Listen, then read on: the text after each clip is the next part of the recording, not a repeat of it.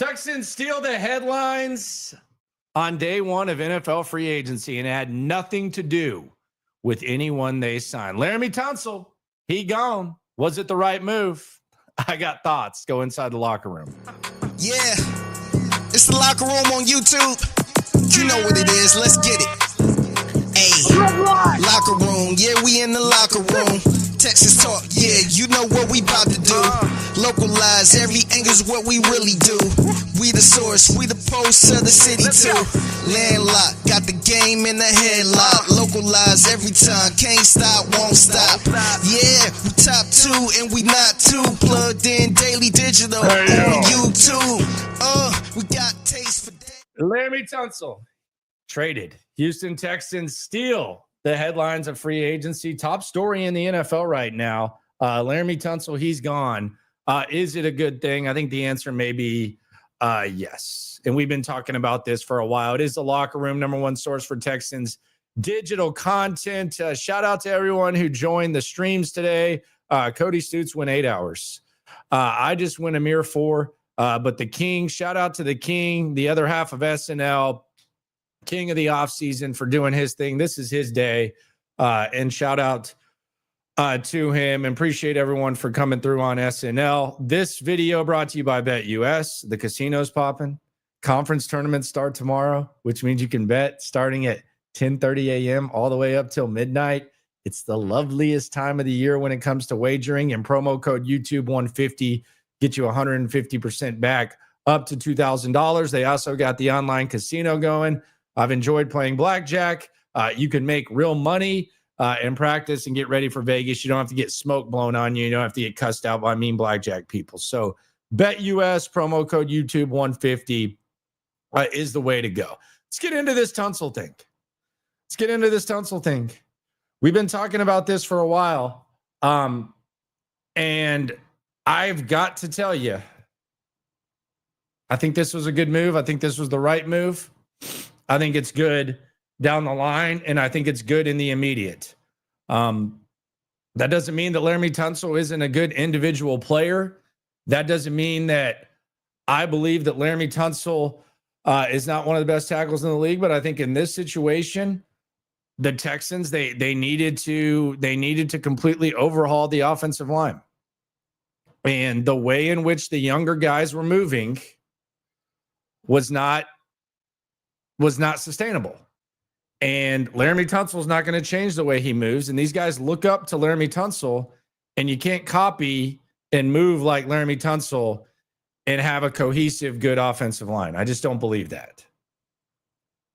And I think any hope for this offensive line and these young guys is going to rest on a rude awakening, a changed mindset, and them looking at each other instead of up to someone that they can't reach. So I think this was a good move for the Texans. We've talked about this a number of times. This is not revisionist history.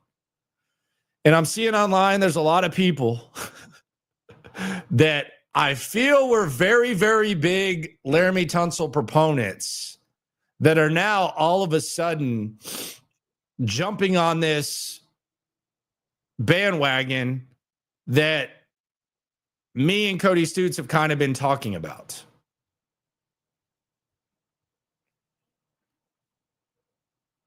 And I've asked this a number of times. I've used this analogy a number of times.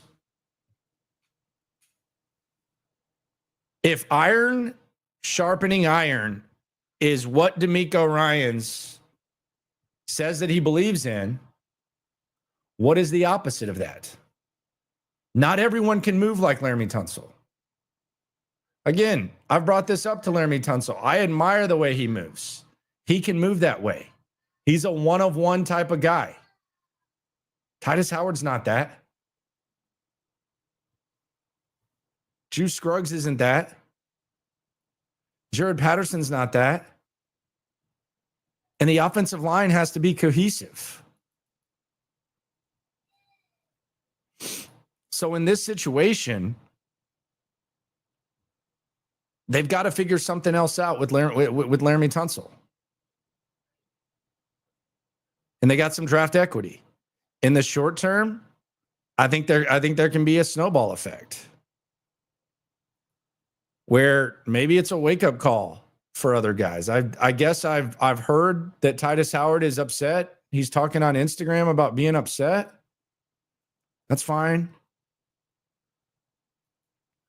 But if Titus Howard really wants to be like Laremy Tunsil, go be like Laremy Tunsil now. Come into camp in shape, handle your business, and figure your stuff out.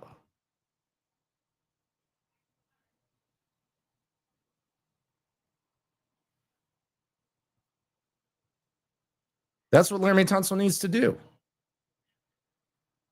But not everyone can move like that. And I'm really, really proud of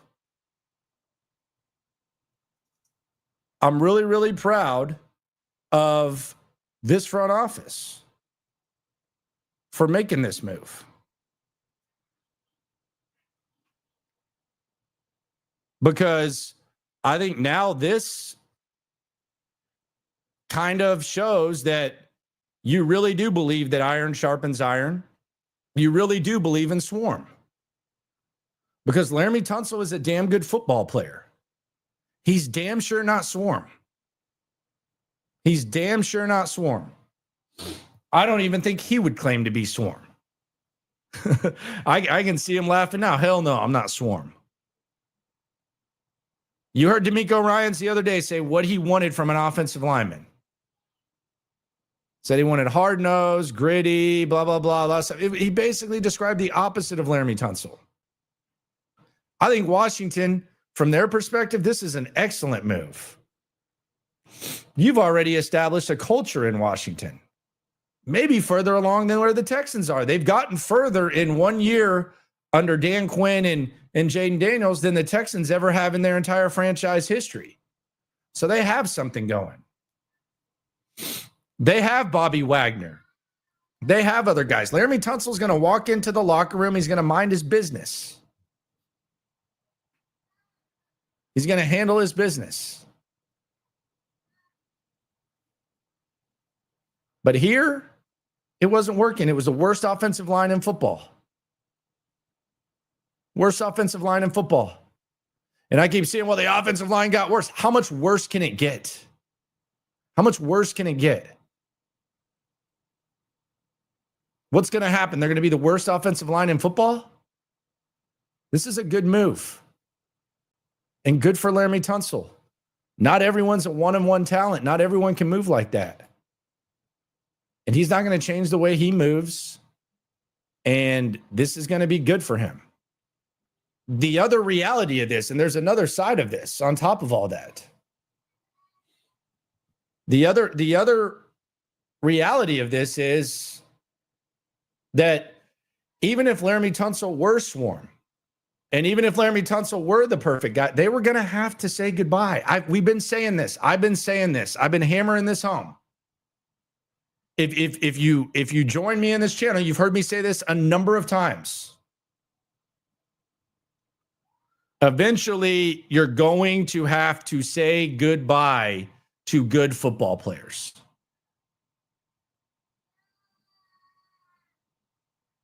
Do you think the Texans drafted Blake Fisher last year because they wanted a swing tackle?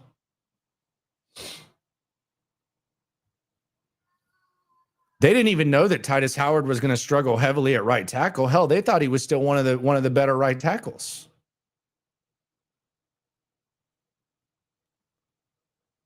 You're going to have one of the highest paid corners, one of the highest paid quarterbacks, regardless of what happens, and one of the highest paid edge guys. Eventually, they were going to have to do this in a couple of years. They're going to have to make a decision, unless you want to say goodbye to Derek Stingley or figure out something with Will Anderson. This was going to happen. So there's a couple of things and a couple of reasons why this happens. Whether you agree with the culture thing and the ironing, sharpening iron thing or not, you don't have to agree with me.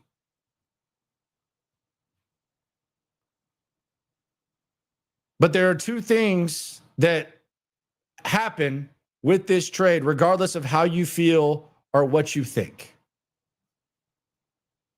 Number one is this is an this is an offensive line culture change. For better or worse, this is an offensive line culture change. However you want to take that, however you feel that is, it's an offensive line culture change. Is that a good thing? We'll see. But it's an offensive line culture change. And we'll get to the free agency. The free agency is way in the back. This is the most important thing, and I think it impacts everything else. But you have the offensive line culture change, and then you have the proactive economics, where you were going to have to do this eventually. Those are the two things. Proactive economics and an offensive line culture change. That's what it is. How will Laremy Tunsil be remembered? How will the Laremy Tunsil era be remembered? He's going to be remembered as a really good football player who had the organization by the balls from the jump.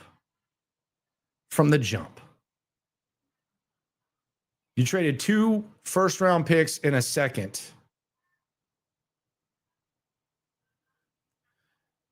And you took back a guy who the Dolphins were probably going to release.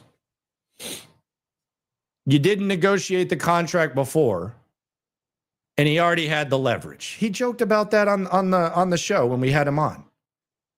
Yeah, I had them by the balls. Then he just kind of goes about his business. As the culture shifts, the Texans are the laughingstock. There's the transition.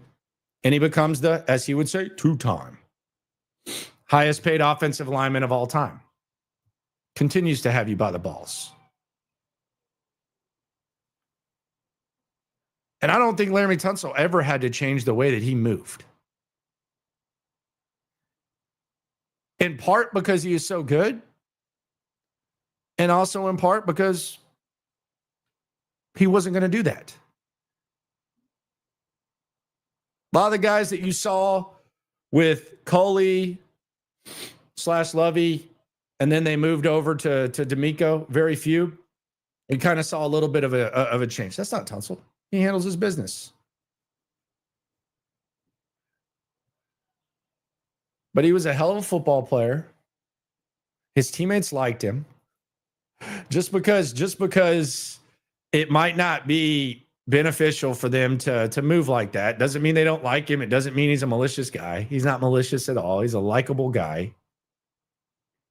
But from media obligations to practice, and there's some people who say he didn't practice very hard. People that know pretty well. But he was a solid player, and I think this is a win-win for both sides for a number of ways. And I think Washington, with the extra money they have, I think this is a good thing. I think Laremy might become the 3-time highest paid offensive lineman of all time. But I'm very, very proud of, not proud, but I have a lot more respect for D'Amico Ryans and Nick Caserio today than I did yesterday. And I already had a lot of respect for them because it was hard for me to listen and look at T-shirts that say iron sharpens iron. When the offensive, and swarm, when the offensive line wasn't swarm and I didn't see iron sharpening iron. It was hard for me to imagine. And they agreed.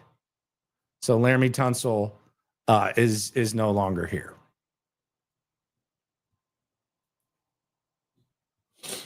Jacob swarming the soup here on the Locker Room night stream. You ain't never hate. Swarm. He says, without Tunsil, I'm really worried we're going to go from the worst offensive line in the league to the worst offensive line in the league.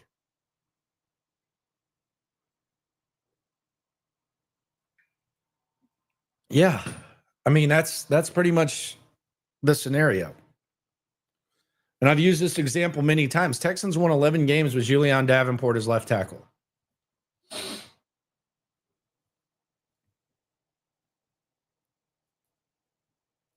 I just think that they can be coached up, and maybe you can get more out of these guys if they just have a complete overhaul.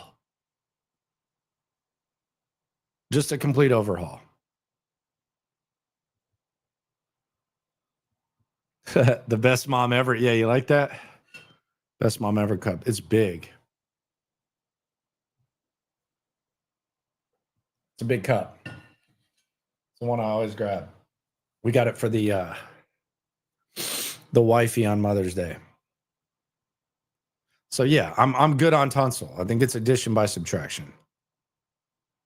And I've been on this train for a while. Doesn't mean he's a bad football player. Doesn't mean he's a malicious guy. Doesn't mean that he's like going in the locker room and like giving guys heroin needles. If you had 5 guys, I'm going to say this again, 5 guys, shout out to the burger spot and the burger bowls. But if you had 5 guys who move like Laremy Tunsil, that had Laremy Tunsil's talent, you'd have the best offensive line in the league, perhaps. Still be a little bit left to the imagination when it comes to run blocking, but you would perhaps have the best offensive line in the league. Now, if you have 5 guys that follow the lead of Laremy Tunsil, and there's only 1 guy that has that one-of-one talent, you're going to have one of the most shitty offensive lines in the league. Like when Anthony Edwards comes out and they ask him, they say, do you want to be the face of the NBA? And he says, no. I respect the honesty. If you ask Laremy Tunsil, do you want to lead a young offensive line by example? I think you're going to get similar to the same answer. And he doesn't have to do that in Washington. This is a good trade for Washington. It's a good trade for the Texans. You add draft picks when you're going to really need draft picks, and you completely overhaul the culture. You got to start over. The offensive line needs to start over. A lot of times whenever teams have culture changes, like organizationally, they get rid of everything. You can see D'Amico's culture everywhere except on the offensive line. Who's the leader of that group? Laremy Tunsil. Who are you likely going to have to get rid of in 2 years? Laremy Tunsil. It's a good move. It's a solid move. And I don't think too many people are that upset with it. That doesn't mean he completely sucks. Like, and that's the thing. It doesn't have to be an either or. That doesn't mean he completely sucks. He handles his business. Can't move like that. Can't move like that. Let me put it this way. Like if you're in school and one of your boys is just extra smart and he doesn't have to study for the test, he can just show up. He's going to get that 91 no matter what. And you kind of look up to him, or so, and he's kind of established himself as a leader. You can't move like that. Offensive line play, like you always hear about continuity. You always hear about continuity. And just look up the definition of continuity. Let's look it up together.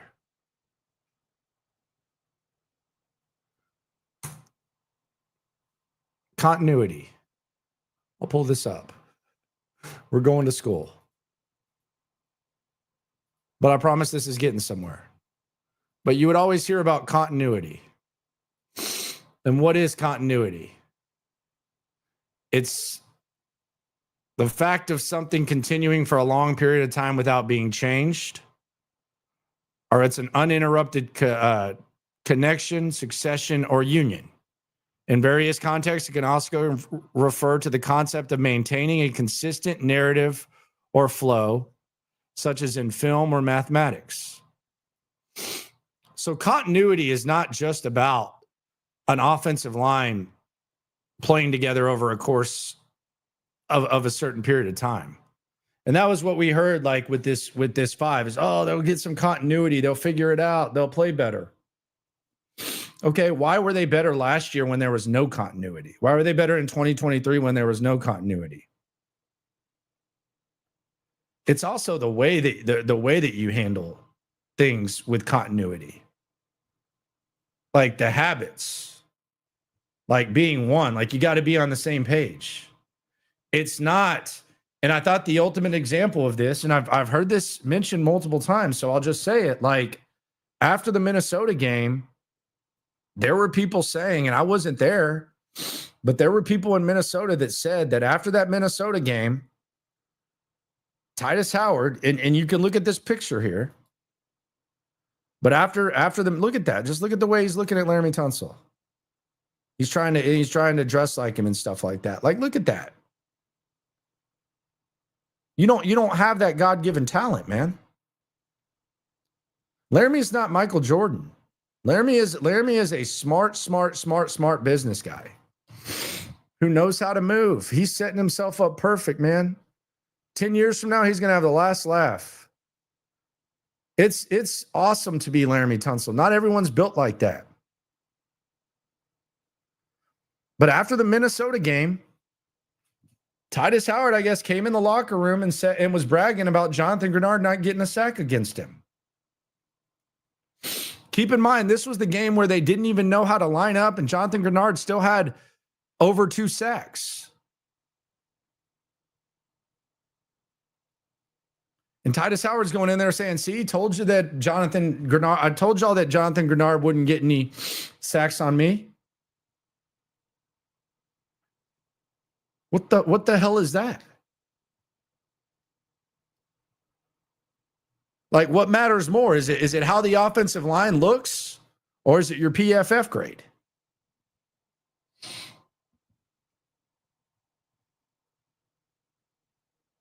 I think that's something to kind of think about when it comes to this. I think that's something to think about. ASH says Keenan Allen or Kupp. Any other receiver options you like? Yeah, Cooper Kupp's a free agent. I don't really have any thoughts on Keenan Allen. I don't even know that that's a possibility. I could see him going back to the Chargers. I don't know that the Rams are going to want him now that they got Devontae. Team player says, I'd like to see improvements at guard or center, but I want to see Howard and Fisher at tackle. No point in breaking the bank all over again on a tackle. I mean, Titus is going to have to really refocus and figure things out.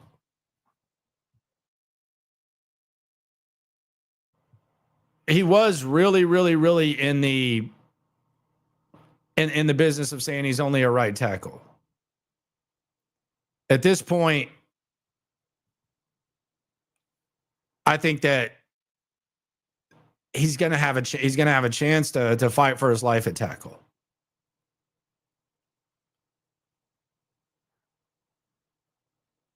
But yeah, we'll see what happens with Laremy Tunsil. But I think this was a good move. I think you should be proud of the front office. I think this is proactive, and we'll see what happens. I don't think the offensive line can get any worse than it was last year. And I think if the young guys improve, then I think the offensive line gets better.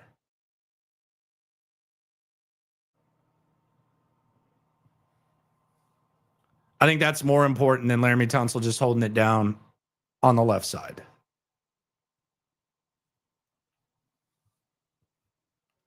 And you're not going to hear any of these guys say anything bad about Laremy Tunsil. Rightfully so. You're not going to hear that. And there was nothing malicious about Laremy Tunsil.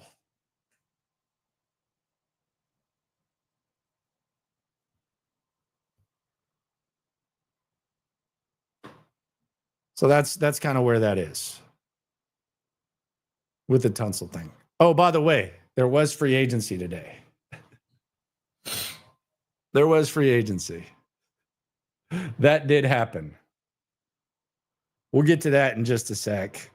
It is a locker room number one source for Texans digital content. Laremy Tunsil has been traded. Going back to the chat. Arts by Beware says, I think CJ overhypes him a little bit.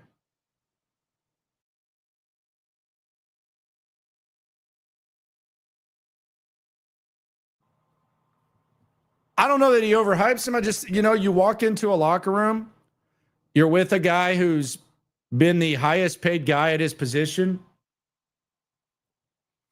multiple times. I think you're going to show him the right respect. And he doesn't have to change what he does. He doesn't have to change the way he moves. So yeah, I think there is the right respect. And I mean, he was holding down CJ's blind side. We'll see what Fisher, but Fisher was proactive. Why do y'all think he drafted Blake Fisher? Like, seriously, when they did that, what do you think the plan was? Think about it. They had the highest paid left tackle in the league, and they had one of the highest paid right tackles. What do you think the plan was? They damn sure weren't doing it just to have a swing tackle. What do y'all think the plan was when they did that?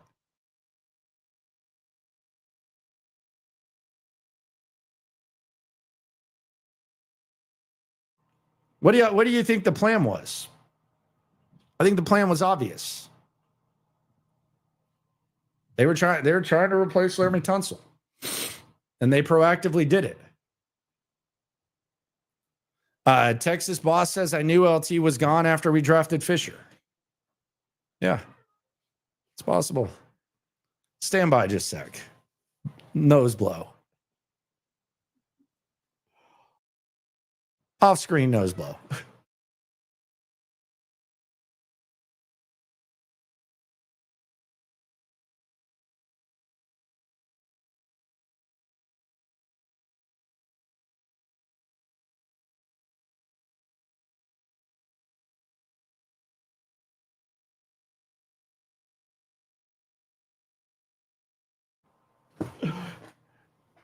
Got the cold going on around here.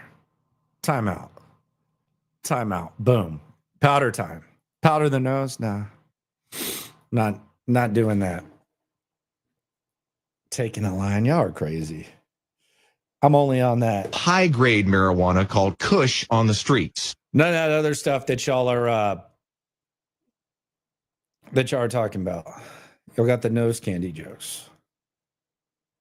Where do the Texans go now with the Laremy Tunsil thing? There's a couple of possibilities. Does Titus Howard have the ability to play left tackle? I thought that was the original plan. That was originally what they said that they wanted, or it felt like they wanted, that he was going to be the left tackle. Then the trade was made for Tunsil, and Titus went on the right side. Does Blake Fisher go to left tackle? Do they bring in someone else? I would say, like, the best hope for Titus Howard now is that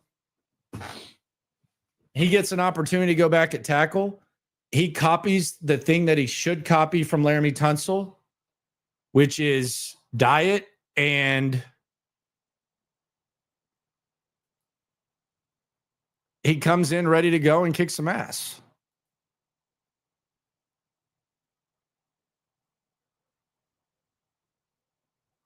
That's the only way that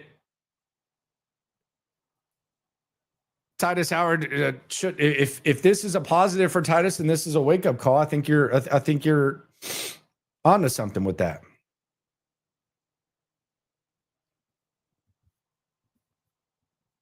You are crazy.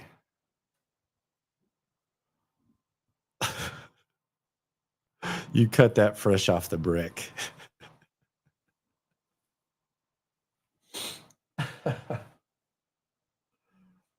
Oh my God. I wish.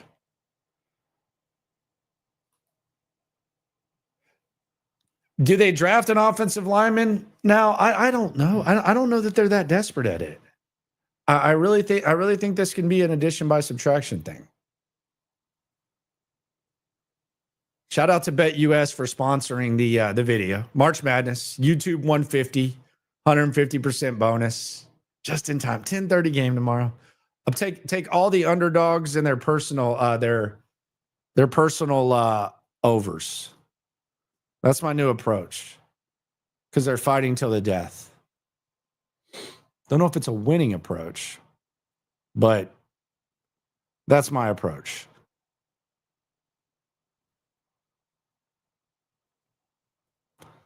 So I'm attacking it.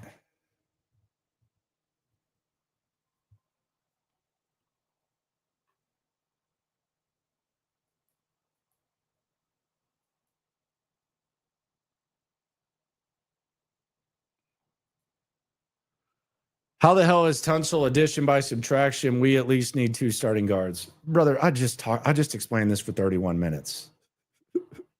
And how does that even make sense? Addition by subtraction, you needed 2 starting guards with him. If that's your rationale, that's a terrible explanation. We've explained the addition by subtraction theory, which is what they kind of believe. But we need 2 starting guards. You need 2 starting guards no matter what, man. Doesn't even make sense.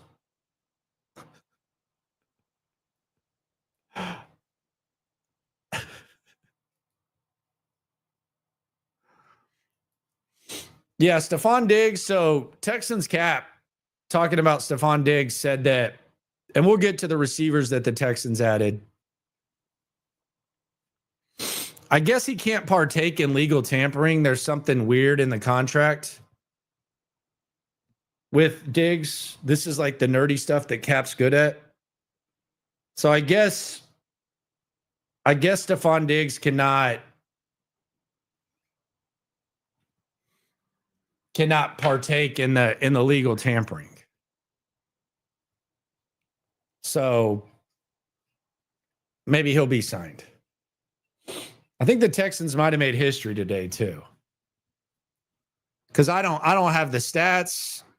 I don't even think I would want to start to begin to try to look this up, and I'm just going to go ahead and hit myself with this twice. Maybe once.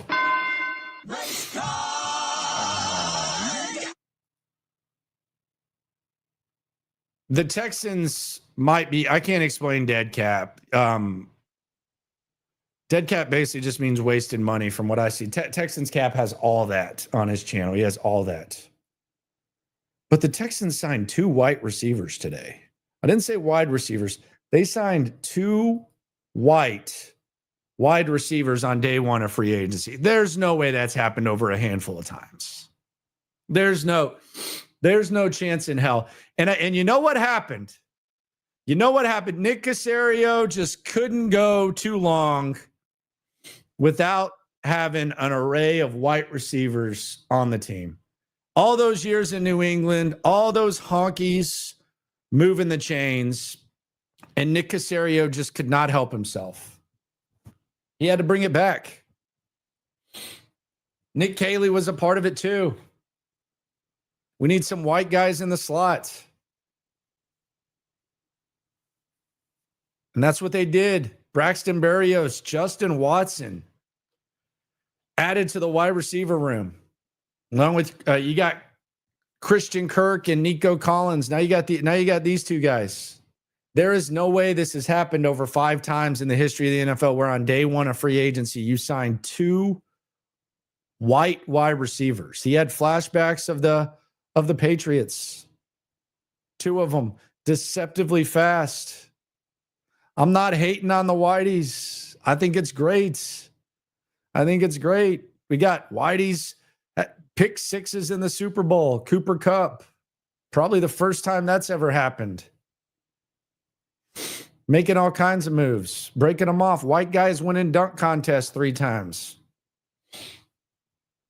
Now we got 2 white wide receivers signed on one day.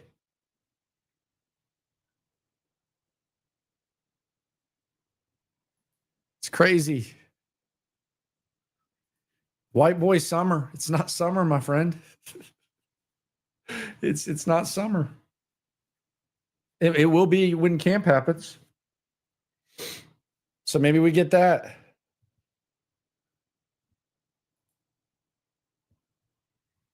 We'll see how these guys. I actually like Watson. Berrios, we'll see, but I actually like Watson. And say what you want. Beggars can't be choosers. The wide receiver room is better today than it was before. And you got some guys that come in here and try to make the team. Maybe they're competing with John Mechie. I like their chances. Watson actually had better stats in Kansas City than Mechie did here last season. More touchdowns, yards. But yeah, I think Watson can be nice. A more opportunity for him. You still are going to draft a wide receiver, maybe in the first round if the opportunity presents itself.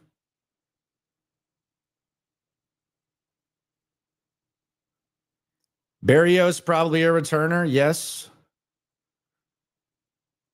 Maybe kicks too. We'll get to the guys that were most negatively impacted today that are currently on the Texans roster. You had a couple wide receivers, white wide receivers. Race car. And I think they made history today. I could be wrong. I think they made history.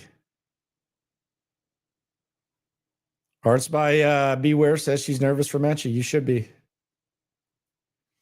Pour one out for Robert Woods. Pouring it out.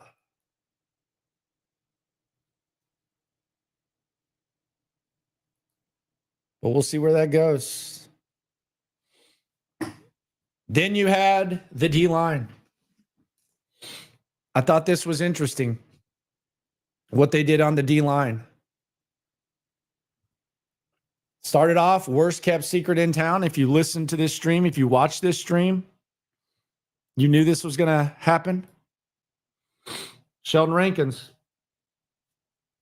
1 year, $7 million. Sheldon Rankins. He is back. Just 7 games played last year in Cincinnati. One of D'Amico Ryan's favorites. He's back. 7 sacks a couple years ago in this scheme. Really massive leader, too, on this squad. And I actually wanted to pull this up, Sheldon Rankins, just to kind of show why D'Amico might like him. And you're going to have to stand by for a second. I'm going to have to pull up my my board as I'm on the air. It will not let me. So we'll get this. We'll get this Sheldon Rankins. But basically, Sheldon Rankins had a. I can pull it up this way. Okay, here we go. So I'll pull this up on the sound. Tell me if y'all can hear it. Give me the thumbs up if y'all can hear this. But the background of this is that Sheldon Rankins, when the Texans were struggling in 2023, and before they made the playoff run, he spoke to the team. And I had him on the air. And this is what he had to say about what he said. Give me the thumbs up if y'all can hear this. Me, a couple other guys where we're asked to kind of just, paint the picture for guys. It's one thing to hear from your coach, and I think, sometimes it's just, good to hear from a different voice. I'm normally, I'm normally a lead by example guy. I pull guys aside and speak my piece here and there, but I'm normally the, quiet. All right, so we can hear it. So this was his message, and it's a long message. But I thought it was good. I thought it's good to pull up. But this is what you're getting in Sheldon Rankins. This is why D'Amico likes Sheldon Rankins in that locker room. This is Swarm. This is Swarm. You ain't never hate. Swarm. Here's what Sheldon Rankins' message was to the Texans, and this is the locker room he's re-entering live here on the locker room stream. God, but generally when I speak, a lot of guys listen. So just being able to share my experience with the playoffs and those moments I've had, and then just get guys to understand what's at stake. It's not a situation where we could do it next year, we could do it the year after. I was just trying to impart that wisdom on guys where, like, you never know what could happen next year. This game is a 100% injury rate. Trades happen, all types of things happen in this league all the time. So, when you have an opportunity to win, and you have the type of team that we have to be able to go as far as we believe we can go, I just wanted guys to really understand the magnitude of this moment, and not take it as a moment to feel the pressure, but take it as a moment to embrace everything you've done to get to this point. Because we have the talent, we have the skill, we have the technique, we have the tenacity, and we've proved that throughout the year. So not trying to put pressure on any of the guys, but get guys to understand, like, look, this isn't a 2, 3, 4 year project that we're just trying to build. Like, no, we are right here, right now, with everything right in front of us. Let's seize the opportunity. Let's be exactly who we talk about being, and go out and dominate each time we take the field. Guys take that approach and buy into that, we'll be exactly where we want to be. And we finished the season the right way, on a win streak, and making sure we had to win our games to get in, and now we just continue that mindset. And nothing's going to be perfect at the end of the day. Continuing to play our brand of football, continuing to buy into everything we've preached and harped on from day one, and understanding that we have the moment in time right now to do everything we've ever dreamed of. There's no need to look to another year, because it's right here in front of us. So, just trying to get guys to understand that. And I think guys, listened and took it to heart. And, you've seen the way we've flown around, these past few games. Like I said, it's never been perfect. It's not been, there's always things to correct. But at the end of the day, the mindset, the physicality, the determination, the will to do everything and anything to come out of there with a win has been on display. We expect nothing less from ourselves going forward. Hey, yo. Like that. Gotta like that. And that's probably something that D'Amico Ryans likes. And it's a good bargain right now. It wasn't a good price that the Bengals paid, but you had your price, and that's the price you got. So, Sheldon Rankins, come on down. Come on down. Then we have on the D-line, familiar face, Derek Barnett. Goes from making a couple milli to 5 milli. Rotational defensive guy, just handles his business. Derek Barnett, he back with the Texans. And there was also a signing, and I thought this was one of the most fascinating statistics that was thrown out today. And today is a day of statistics. A lot of it is usually like monetary statistics. But today, the coolest stat I saw, I'll share with you in a sec. But first, let's swarm the super chat. You ain't never hate. Swarm. Ryan Willis, shout out to you. Appreciate you, my friend. Ryan Willis again says, John McClain 2023 mock draft had us getting Hendon Hooker and Tyree Wilson. Man, I remember that. I actually made fun of him for that. And I actually won money on the Hendon Hooker bet. I bet him that Hendon Hooker wouldn't go in the first round. And he owed me money. Last year, we split on the money because I said someone wouldn't go first round. It was one of the quarterbacks, and but he won the Brock Bowers. So yeah, I actually won $100 on the Hendon Hooker thing. Harris says Jerry Hughes can retire. Man, come on, be nice to Jerry. It's a local guy. Good dude, that Jerry Hughes.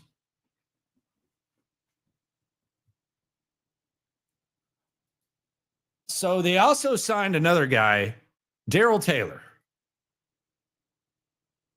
Tell me everything you know about Darrell Taylor.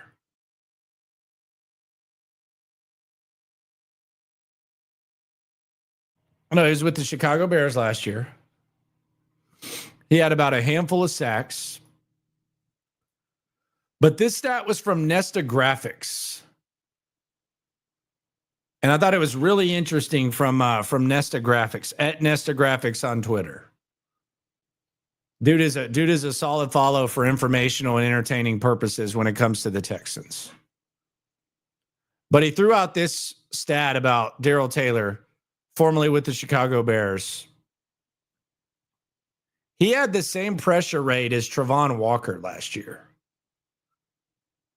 The edge guy for the Jags, number 1 overall pick in 2022. He had the exact same, or he had a better pressure rate than Travon Walker. It's pretty nice. They took him before Aiden Hutchinson. But your reserve edge rusher has a better win rate than a number 1 overall pick. And a pretty good player, honestly. Travon Walker's a good player. He's not Aiden Hutchinson. But he has a better win rate. So on the D-line, you added some bodies. Rankins, Barnett, Taylor. Now, do you subtract one based on that? We'll get to that in a sec. We've already talked about the receivers. Also, that third face, that Frank Ross face, Tremont Smith, welcome back.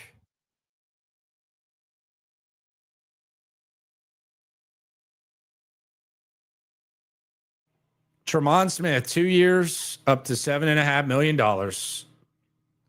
As the Tom Pelissaro put it, one of the highest paid special teams aces now. So I think you can say goodbye to Chris Boyd. Chris Boyd gone. We assumed he would be, but I think this probably solidifies that. Chris Boyd gone. The guys that were most impacted on the current roster, there were a few. Chris Boyd, obviously. But Danico Autry, Chris Boyd, John Mechie, and Dameon Pierce. And I'll go one by one.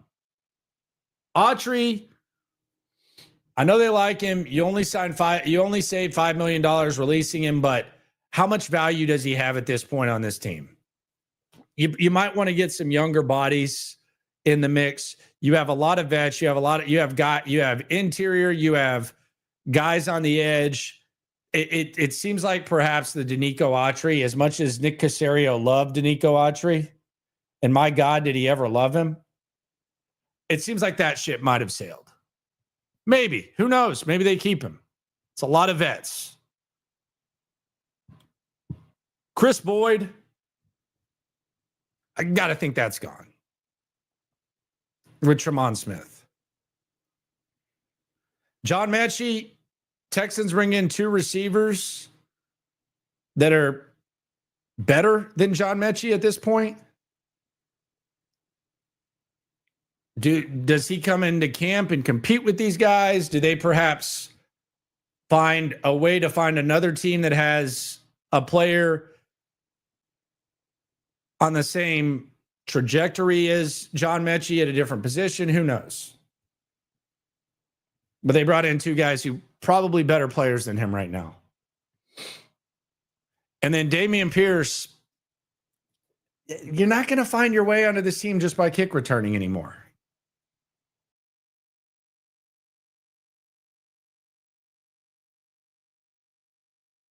You're not going to do that. So Dameon Pierce, they haven't trusted you the last couple of years. Can you really bring Dameon Pierce in as your RB2? Got to wonder. I thought Woods was gone from the jump, but yes, Robert Woods is gone as well. Someone is saying Autry is an inside and outside guy. Yeah, and they signed inside and outside guys. Are you talking about his versatility for him? Yeah, he is both. But is he? You signed 2 guys, 2 different bodies. If a guy's versatile, but he's banged up or he's suspended or he's hurt, isn't that almost worse? If that's what you're depending on.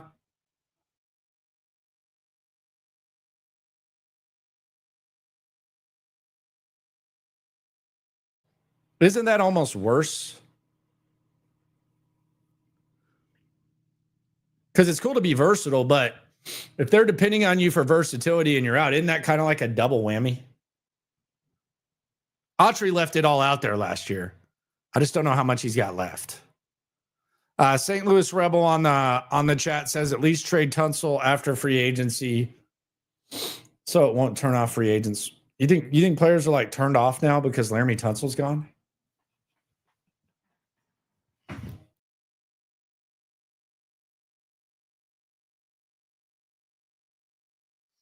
That seems a little bit dramatic. You think someone was going to sign with the Texans? Oh God. They traded Laremy Tunsil.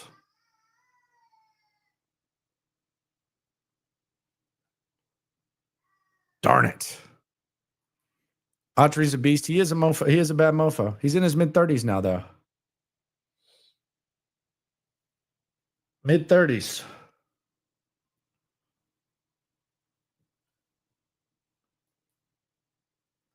But overall, slow day on free agency. The biggest news was obviously the Tunsil trade.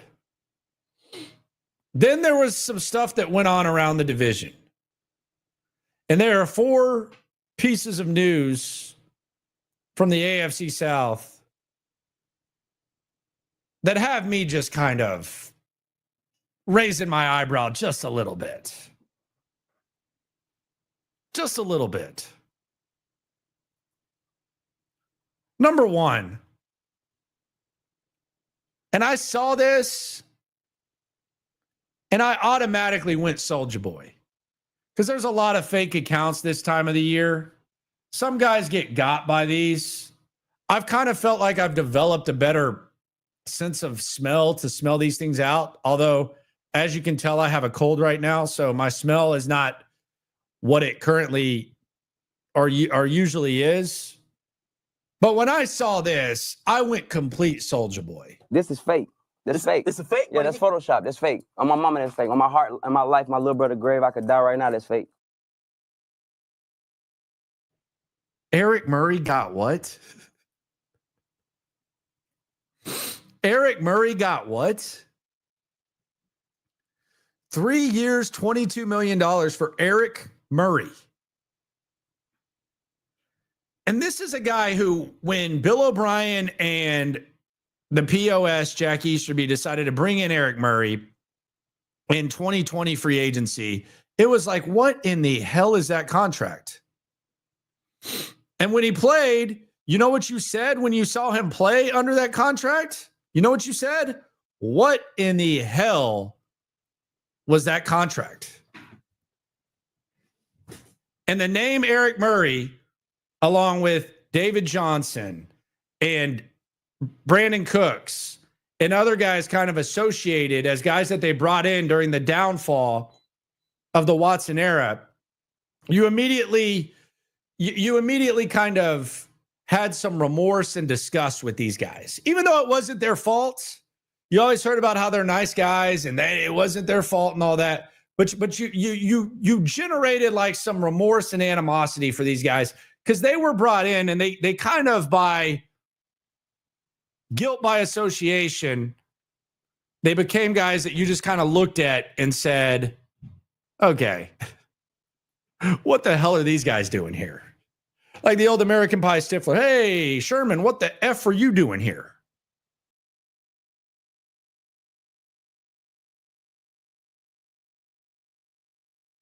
But over time, Eric Murray, once the price went down and the contract became more comparable to what Eric Murray was, you kind of developed like some respect for Eric Murray. This guy stuck it out here and he developed into a really good player who helped on special teams, helped on defense whenever called upon. Now, you never wanted Eric Murray to be your starting safety. That was a nightmare. But you developed some respect for Eric Murray as a football player and what he could give you.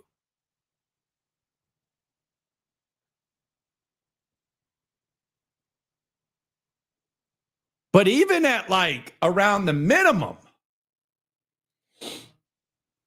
when you asked, do you want to bring back Eric Murray? There was at least a thought And I think the answer no among the most passionate of fans, the answer no was as common as the answer yes. Even at the minimum, around the minimum, $3 or $4 million, whatever. The answer was no as much as it was yes. And then he gets what?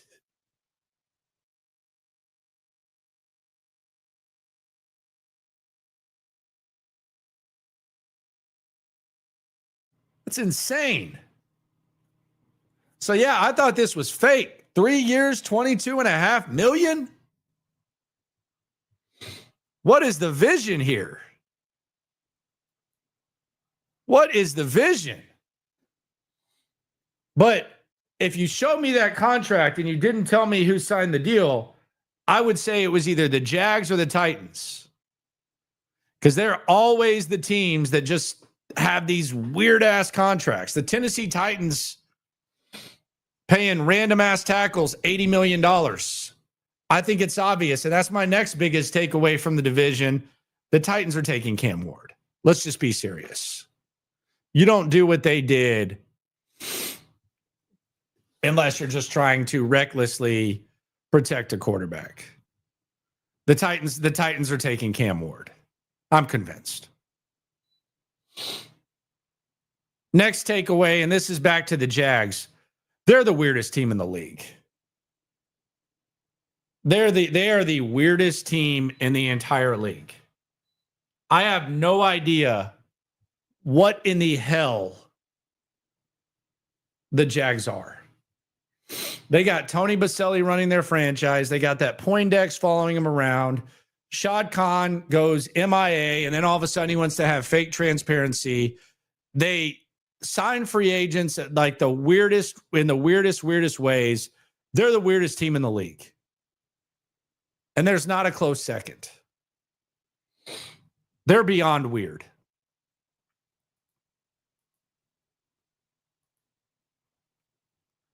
And the final thought, the Colts, they're the most blah team in the league. Because I'm not gonna lie, like I'm hesitant to like dismiss Jacksonville as a team that might figure something out. The Colts, though, I mean, what are they? What are they doing? They are one of the most boring blah teams in football. It's pathetic. And it's not sad because no one really cares. No one feels sorry for them. But my God, what an irrelevant ass squad that is. And they could very well compete for the division this year. But man, they're boring. They're boring. The Jags are exciting. There's intrigue there. They got the number 5 overall pick. Trevor Lawrence is coming back from the injury. They got one of the best young receivers in the league. They got a coach who's an interesting character. Don't want to completely dismiss the possibility of him knowing what the hell he's doing. Titans, we'll see what happens with Cam Ward. I think that's the right decision that they're going to make. But this division, it's terrible. The Texans are lucky to be in the division they are. It is absolute horse bleep garbage. It is awful. Just a terrible division. I think the AFC South might be as bad as it's ever been, which is saying something. How much better will the Texans be? Who knows? But they traded Laremy Tunsil. I like the move. The free agents they signed, TBD. But we'll be back at it again tomorrow. Same content. I'm prepared to stream for another 7-8 hours if needed. But it's been a wild one. And it was nonstop. There was no break in between. I think that's why the cold kind of developed. Daughter's got a little bit of the sniffles. Wife's got a little bit of the sniffles. She passed it down to me. You know why? Because stuff's contagious. If a guy's not swarming, if iron's not sharpening iron, got to cut bait. I'm not getting divorced or anything. but you know what I mean. Contagious, yada, yada. Maybe a bad analogy. Who knows? Shout out to BetUS for sponsoring the video. YouTube 150. They got games on right now. I'm gonna go check out and see how I'm gonna fare in this one. I'm definitely getting in on this Gonzaga game and the Knicks. And then 10:30 tomorrow, you best bet I'll be betting and maybe even playing at the casino at the same time. YouTube 150 is the promo code, 150% back up to 2K, and it's gonna be fun. My goodness, what a time to be alive. I have the immune system of a 50-year-old. I don't know. Maybe so. I might. Don't know. Subscribe, like, right along. Always remember when it comes to this Texan stuff, we're all in it together. Appreciate y'all for coming through. We got taste for days, opinions to give, we got takeaways. If it's up, then it's up, we number one. You don't need to try your luck. Locker room, yeah, we in the locker room. Texas talk, yeah, you know what we about to do. Localize, every angle's what we really do. We the source, we the pulse of the city too.